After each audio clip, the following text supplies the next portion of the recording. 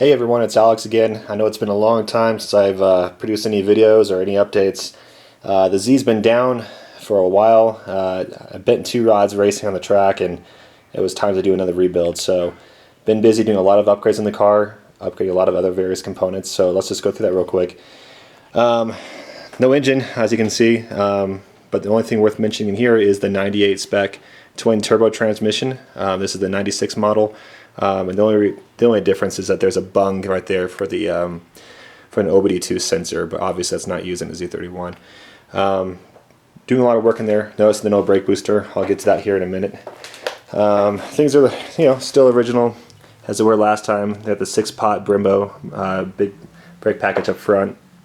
Yeah, let's go to the back. Yeah, something I've upgraded since last time is I did a subframe swap from an S13 to 40SX. But the thing that's different about this is that I have a 350Z Nismo GT Pro limited slip differential, fully adjustable. It's 1.5 way. I'm not going to go for the 2-way. It's just too weird for me.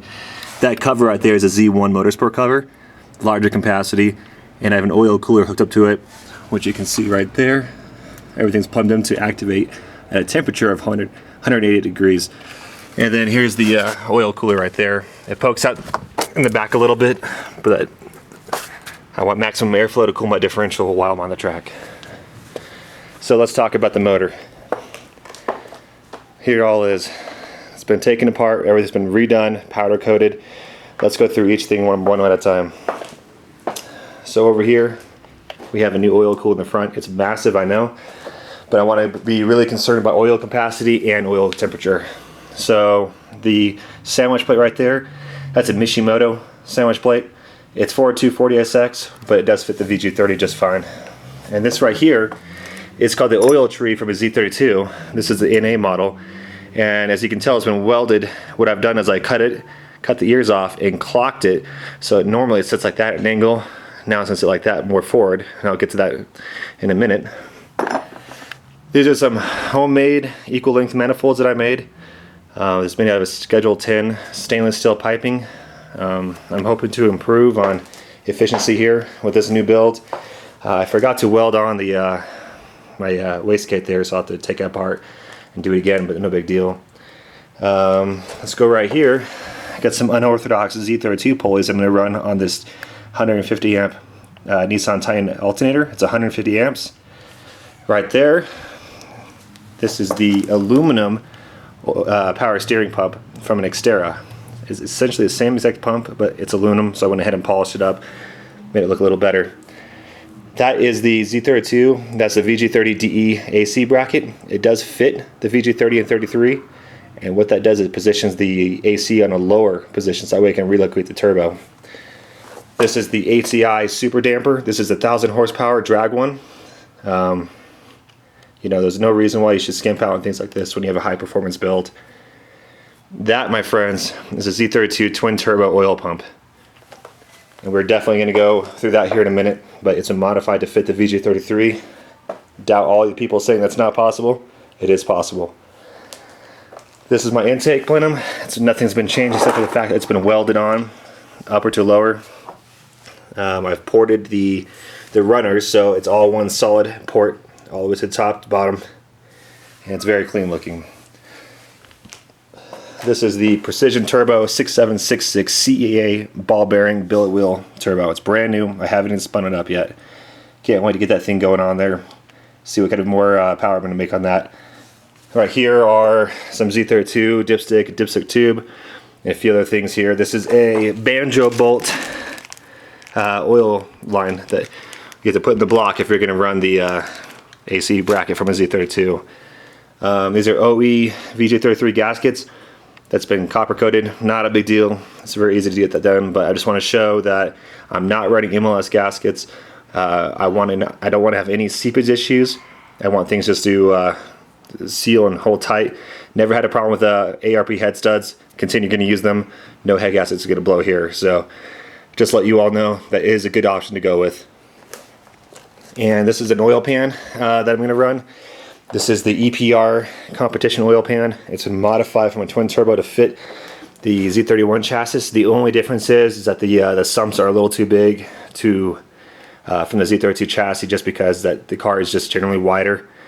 And so this one's been, you know, when Mitch made it from EPR, he made it to fit as much as possible, so I had to trim it up a little bit and make it fit better. So it clears everything now. And these are my ported and polished heads with 1mm oversized valves with Schneider springs. These are the 110 seat pressure, 110 foot-pound seat pressure dual spring valves. So can't wait to get that on there. Got a mirror shine all the way down into there, so it's awesome. These right here are the 280 Schneider cams. Can't wait to get, again, more airflow, more efficiency. These are cam gears that are specially designed by Russ. If anyone knows the Z31 community, Russ has been making these cams for a while, but what's different about these is that the that back spacing right there, that the center hub piece has been specially modified to accommodate the twin turbo oil pump, because the twin turbo oil pump sits out further than the VG33 or VG30 oil pump. And here we have just an OE brand new DE water pump with the unorthodox aluminum pulley there. And going back to the brake booster, this is an S14 brake booster. It's thinner, it's really thin, and it's going to allow me to run those manifolds without any clearance issues. This is a brand new Mishimoto Thermostat.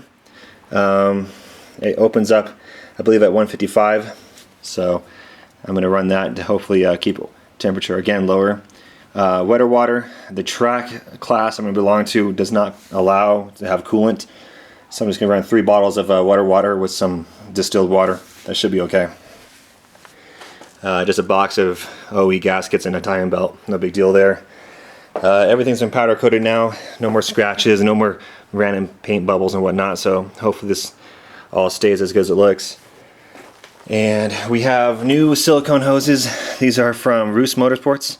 I'll talk about him here in a minute, but he makes OE silicone hoses here, so really good guy. He and I have a good relationship, so we'll continue seeing what we can do to help move these products. The ECU I'm going to run now, I do have an Istune in my car right now, but this is a Z32 Istune ECU. I'm going to take advantage of the single injector drivers, coil packs, and all the other things that Z32 has to offer.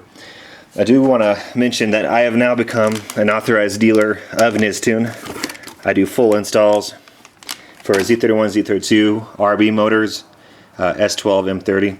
Basically anything that's type 1, type 2, more or less in a Z or S chassis environment. So just want to let you guys know that I'm available for that. Hit me up if you are interested in all.